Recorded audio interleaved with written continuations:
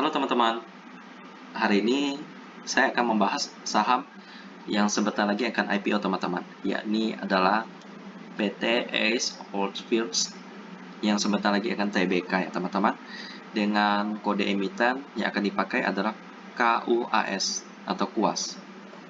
Kita akan kenalan dulu dengan Ace Oilfields ini sebelum kita memutuskan akan membeli sahamnya atau tidak ya.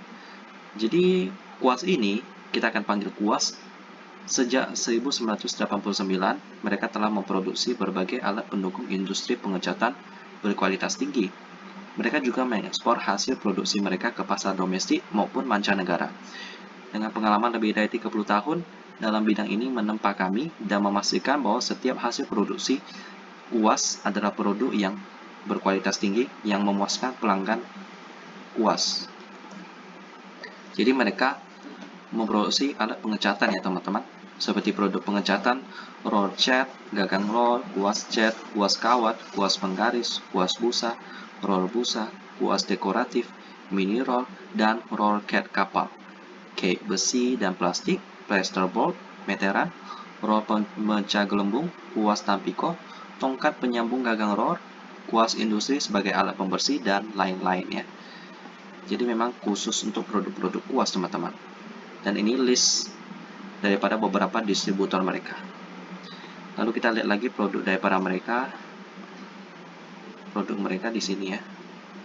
Yakni ada Ace Oilfields sebagai peralatan pengecatan sahabat semua cat dengan kualitas terbaik untuk kalangan profesional ataupun amatir, yang bisa didapatkan di seluruh modern outlet, toko bangunan, paint shop, dan toko online. Ini ya teman-teman. Lalu ada lagi Prima. Produk Prima sebagai peralatan cat pilihan dengan kualitas terbaik dan harga ekonomis untuk seluruh kalangan masyarakat. Produk Prima juga bisa didapatkan di modern outlet, paint shop, toko-toko bangunan, dan toko online. Oke, ini distributor mereka.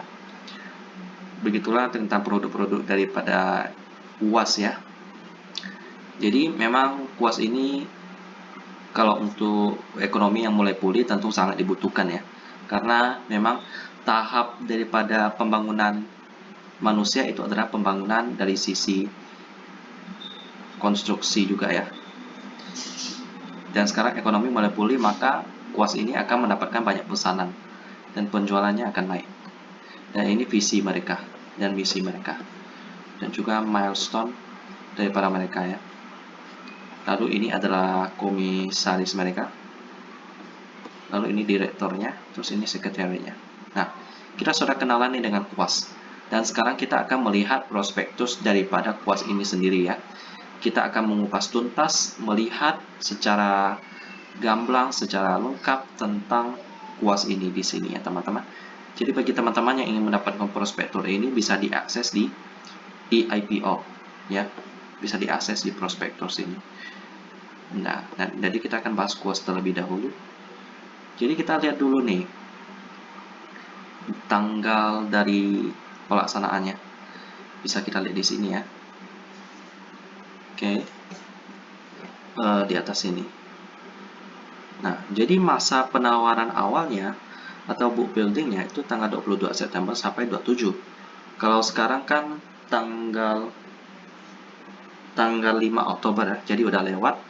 Jadi book buildingnya sudah selesai, tapi tidak apa-apa teman-teman. Kita masih diberi kesempatan untuk mendapatkan saham ini, saham IPO ini sebelum listing di masa penawaran umum, yaitu dari tanggal 8 Oktober sampai 14 Oktober ya. Jadi masih ada 3 hari lagi, berarti hari Jumat sampai hari Kamis, Jumat sampai Kamis depan. Lalu nanti penjatahannya juga hari Kamis. Dan setelah itu akan listing pada tanggal 18 Oktober ya. Ini masih perkiraan, jadi kemungkinan kalau ada masalah masih bisa diubah tanggalnya teman-teman. Jadi ini hanya patokan daripada perkiraan. Tapi tidak apa-apa teman-teman. Kemungkinan IPO-nya itu besar, jadi tidak mungkin sampai gagal IPO ya, karena ini sudah diatur sedemikian rupa. Lalu selanjutnya kita akan melihat laporan aset, liabilitas, ekuitas, dan laba rugi daripada perusahaan ini ya.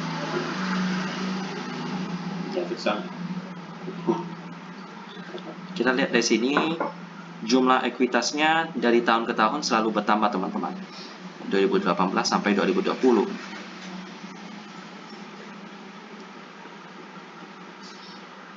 Lalu setelah itu kita lihat di bagian laporan laba rugi, kita lihat laba kotor daripada perusahaan itu ya ada mengalami sedikit kenaikan pada tahun 2020 ya teman-teman. Jadi ya cukup bagus. Lalu selanjutnya kita lihat ini untuk laba kotor, ini tentang operating profitnya ya. Belum lagi dari pendapatan lain-lain. Kalau untuk pendapatan lain-lain kita dapat lihat di bagian bawah ya. Di bagian laba komprehensif tahun berjalan ya. Ini 2018, 2019, 2020. Ya, naik ya teman-teman labanya ya. Jadi bagus ya. Terus laba per saham dasar itu 6,37. Kalau kita lihat harga IPO daripada UAS ini 195. Well, kalau kita bagikan berarti pairnya sekitar 30 teman-teman ya. Jadi memang cukup mahal ya. Jadi untuk pairnya cukup mahal, jadi nggak terlalu menarik sih. Lalu selanjutnya kita lihat dari rasio-rasionya. Pertama kita lihat dari penjualan bersih laba atau rugi bruto terhadap pendapatan usaha. Kita lihat di sini, ini bisa dibilang sebagai operating profit margin ya. Dari tahun ke tahun selalu naik ya. Dan besar juga, tebal 21%. Jadi bagus. Lalu untuk bagian liquiditiesnya, kemampuan perusahaan untuk membayar hutang jangka pendeknya, kita lihat di sini jika melalui cash ratio itu 12 kali. Berarti dia memiliki cash 12 kali lebih besar daripada hutangnya. Berarti bagus ya. Jadi dia keuangannya bagus. Apalagi aset lancarnya, atau aset lancar itu current ratio 130 kali. Jadi memang cash dan aset lancar daripada perusahaan ini cukup bagus ya teman-teman, quick ratio-nya. Jadi untuk keuangan dia cukup sehat. Tapi sayangnya masih cukup mahal teman-teman, karena pairnya 30. Kalau misalnya pairnya 10 ke bawah itu menarik sih teman-teman. Jadi harusnya labanya itu pelembah saham, kalau kita lihat dari sini rencana IPO 195 sampai 250, paling tidak labanya harus 25. Harus 25 ya. Tapi ini 6, berarti masih cukup mahal. Ya, jadi untuk saham ini masih kurang menarik bagi saya ya. Terus kita lihat apa tujuan IPO daripada perusahaan ini. Kita lihat di rencana penggunaan dana. Jadi yang pertama kita lihat 39,4% digunakan untuk pembelian sebagian tanah dan bangunan di Jalan Raya Shiliongsi Jonggol di sini ya. Dari pihak afiliasi yaitu Janto Setiono, Dani Ciandra, dan Bobi Kandiawan dengan harga 28 miliar. Tujuan pembelian untuk mengurangi biaya sewa perseroan dan untuk pengembangan perseroan ke depannya. Transaksi ini akan dilakukan dalam waktu paling lambat 3 bulan setelah dana IPO diterima. Lalu yang kedua, sisanya 60% akan digunakan untuk modal kerja perseroan, yaitu untuk pembelian bahan baku, beban operasional, dan marketing, di mana modal kerja tersebut tergolong dalam operating expenditure ya. Jadi ada dua jenis pengeluaran, ada operating dan juga kapital. Kalau untuk operating itu kegiatan sehari-hari. Kalau kapital itu seperti memberi mesin. Jadi kapital itu, kalau capex itu lebih bagus karena akan menambah pendapatan perusahaan. Jadi tidak stagnan. Kalau operating ini kan pengeluaran sehari-hari. Jadi untuk penggunaan dana ini ya standar-standar aja ya. Yang penting jangan sampai dipakai untuk melunasi hutang. Ya. Jadi apakah kuas ini menarik untuk diikutkan dalam IPO kita, untuk diberi pada saat IPO? Kalau saya bilang sih ya kalau sedikit-sedikit masih boleh lah ya. Karena saham IPO ini memang memiliki prospek yang bagus meskipun masih cukup mahal. Jadi untuk dimasuki sedikit ya masih tidak masalah sih teman-teman. Demikianlah tentang saham UAS yang akan sebentar lagi melakukan IPO, dan kita ketemu lagi di video selanjutnya.